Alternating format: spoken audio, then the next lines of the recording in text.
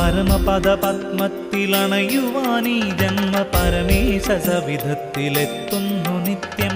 മണിമാറിലണിയുവാൻ കൂവളമാലയും പിൻവിളക്കും ഞാൻ തെളിയിച്ചു ശങ്കര.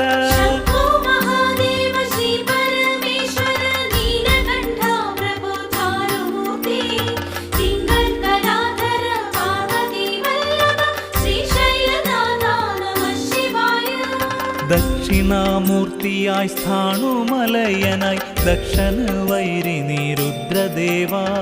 ആ പാദചൂടം വണങ്ങി ഞാൻ നിത്യവും മുക്തി തന്നിടണേ ത്രിപുരേശ്വര.